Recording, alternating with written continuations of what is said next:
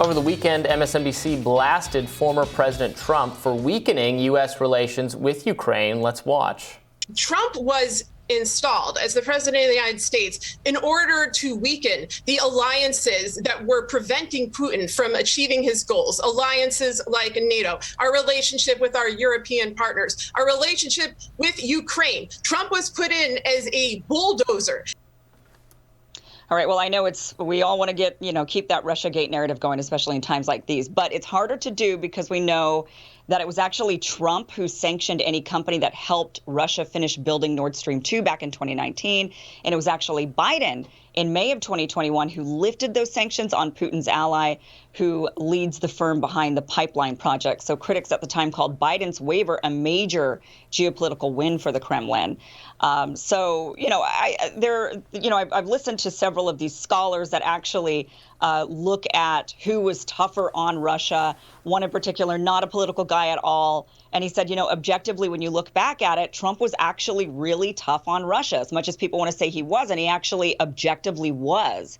But it's easy to kind of keep saying, well, no, Trump was the one who kind of created this mess and emboldened Russia. Right. And my point would be that being tough on Russia, pumping a whole bunch of lethal aid into Ukraine, itself is partly, as Robby talked about earlier today, a cause of the confrontation we're in now. So if Trump wants to claim the mantle of being the most confrontational ahead of this confrontation, I guess congratulations to him. But as Robby pointed out, for 30 years the U.S. has been confrontational. And it's only a matter of degrees, right. Slightly more or slightly less confrontational. And both parties have wantonly just messed with the sovereignty of Ukraine, whether it's Biden saying you want this $1 billion in aid, you got to fire this prosecutor, or whether it's Trump saying if you want this aid, if you want these weapons, then you're going to have to open an investigation into Hunter Biden.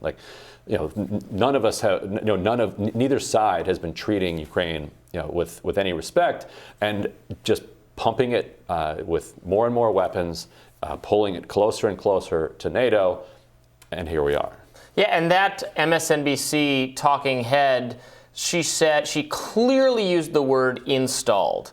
And I don't believe that was a mistake, right? That was a deliberate nod to the idea that Trump's win in 2016 was illegitimate, that he won, that Russia installed him. That's what she was saying there. She was saying absolutely Russiagate stuff. He's some kind of, she's actually saying the most extreme version of that, right. that he's some kind of Russian asset who was put there deliberately, which obviously doesn't actually match with the kind of tough, with the wrongly in many ways tough on Russia policies he pursued.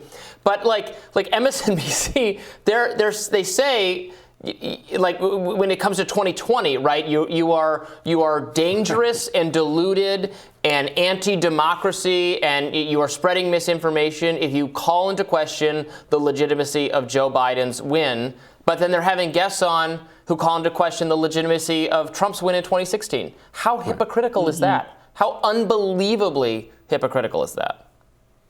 I think we're used to it at this point. The hypocrisy, I mean, it just never fails to end. But yeah.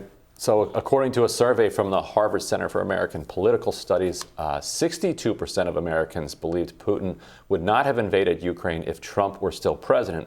The poll found that 85% of Republicans agreed with the view, while 38% of Democrats agreed.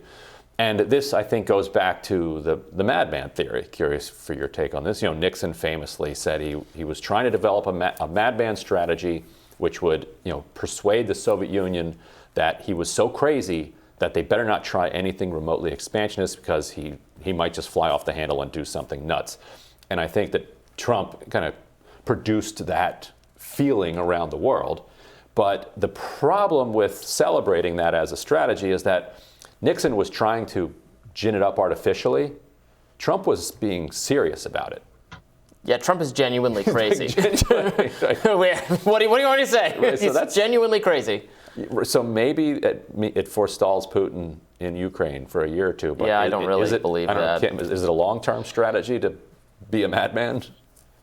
Well, I think you guys are right that the madman strategy, right, is you just don't know which way this guy is going to go. And clearly, I think what we're seeing with Putin and this invasion is that he has thought this one through. And it seems like he's a step, he kind of knows how are they going to respond. Okay, if they respond like this, then I'm going to respond like this. And if then they're probably going to do this, and then I'll do that. You can't plot that out and figure out, like a chess game, what your opponent is going to do. If your opponent is just wildly, like you don't even know, like from one day to the next, what he's thinking or what he's feeling.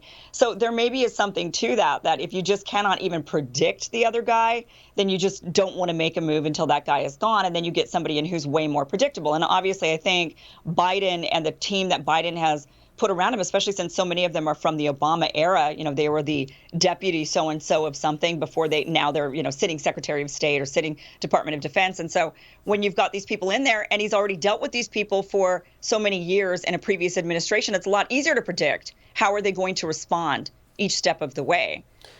So maybe. Yeah. I think that's right in general, but I do think specifically here he underestimated how much unanimity there would be among the West. Now, yeah, I agree. And that they're going. I don't think he thought they would go after the central bank reserves, and I think that's actually a dangerous escalation. I don't think he thought. I think he did. I actually think he did. That the trade that they were doing with China, Russia, since from 2014 to now, has reduced in dollars. They were using dollars to trade, and it went from 97% in 2014 down to 33% now. And that now they're trading in their own currencies. I mean, I think they were thinking this through and insulating themselves. And now, even with those hits on their financial market, Russia will be hit but not debilitated. And that is because they've been plotting this out since 2014 very carefully on the financial side. And I don't think we've even seen the beginning of it. I think that Russia and China and other countries have actually been kind of hiding their hand. Yeah. No, we'll see. And as I talked about on my radar earlier, this could be the beginning of a major geopolitical realignment as a result of this. Well, we also wanted to discuss this Condoleezza Rice clip from Fox News over the weekend. Went viral on social media. Let's watch. Well, and I have argued that when you invade a sovereign nation, that is a war crime. I mean, I think we're at just a real basic point there. Well, I'd agree. It is certainly against every principle of international law and international order, and that's why throwing the book at them now in terms of economic sanctions and punishments is also a part of it. And I think the world is there. Certainly NATO is there. He's managed to unite NATO in ways that I didn't think I would ever see again after the end of the Cold War.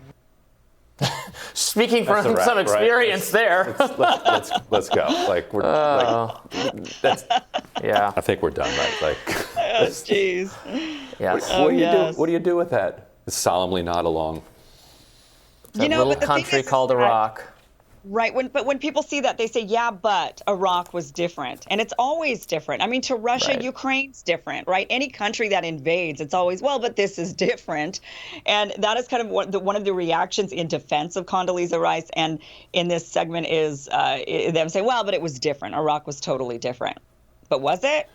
I'd love to know. I mean, it was different. It was different. I agree with that. It was a bad mistake. It's further away from us. It was not a good decision. I mean, Saddam Hussein was a bad guy who lacked sort of moral legitimacy to rule his country, but we made it worse because the Islamic extremists who take over the region after the collapse of the dictator were actually more threatening to our own security and much worse for the people there. And also we killed, however many, I don't know, thousands or millions of people in the way. So it was a very bad idea. But it's not quite the same. It's not quite the same as Ukraine. I'd love to know if in her mind she thought to herself, this is going to sound a little hypocritical, but I'm going to go for it anyway. I bet not. I bet not. I bet it didn't even occur to her. The thought did not enter her mind what she was nodding along to, which tells you everything you need to know about what we mean when we say the rules-based order. Well, and this is another reason why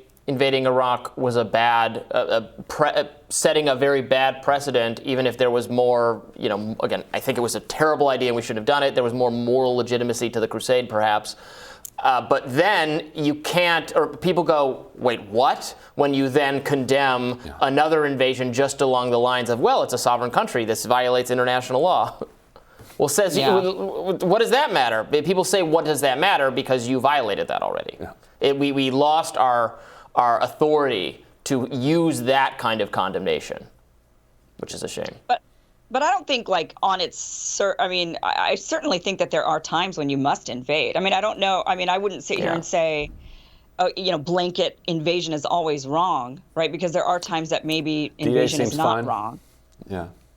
Right? Invasion. I mean, if there's a Nazi Germany is a sovereign country. I don't like to, but they attacked first, and yes, there are. Right. So, yeah. Invading Nazi Germany wasn't. I mean, I don't think anybody today would say, "Oh no, that was." Crime, No, there were war crimes. Well, I mean, defensive war. There are defensive war. You should not wage offensive wars in general. Unless you think they're planning to attack or something. Defensive wars, I mean, we have to wage defensive wars. We would be justified in waging a defensive war in Ukraine, I think, but we can't because it's going to start a nuclear war. So given the realities of nuclear weapons, there's only so much that nuclear powers can do to each other without inviting the literal extinction of our species. So, which I oppose. Yeah. That would not be great. Let's not do that. Right, so not a good idea. If they were going to do that, could we have done it before the pandemic? We got through all of this just to all die anyway. No good. Well, as long Very as bad. civilization's continuing for now, we'll have more rising right after this.